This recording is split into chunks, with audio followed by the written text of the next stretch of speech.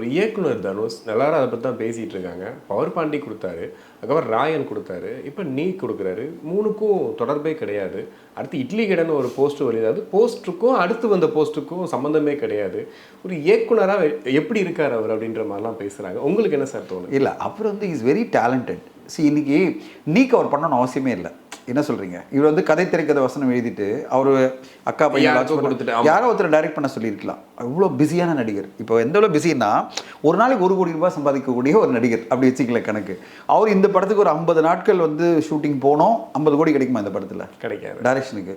ஆனால் 50 நாள் அவர் நடிச்சிருந்தாருன்னா அவர் 50 கோடி கிடைக்கும். ஆனால் அதை விட்டுட்டு அக்கா பையன் ப்ளஸ் அந்த யங்ஸ்டர்ஸ்க்கெல்லாம் ஒரு கெரியர் வரணுன்றதுக்காக ஒரு கதையை எழுதி அதை இயக்கி அந்த படத்தை கொண்டு வரணும்னு அவர் ட்ரை பண்ணுறாரு. பார்த்தீங்களா? அங்கே அவருடைய முயற்சி எப்படி இருக்குன்னா, நான் எல்லா படத்தையுமே பெரிய கமர்ஷியலாக பார்க்கணும்னு நினைக்கல. எனக்கு வந்து சில படங்கள் மிகப்பெரிய கமர்ஷியலாக ராயன் மாதிரி பண்ணுவேன். சில படங்கள் ஆத்மார்த்தமாக என்னுடைய பயோபிக் மாதிரி ஒரு சட்டிலாக சின்ன பசங்களுக்கெல்லாம் ஒரு வாய்ப்பு கிடைக்கிற மாதிரி, இப்போ தான் வளர்ந்து வர பசங்களுக்கு என் மூலமாக பிரேக் த்ரூ கிடைக்கட்டுமே அப்படின்ற ஒரு நல்ல இடத்துல அவர் பண்ணுறாரு.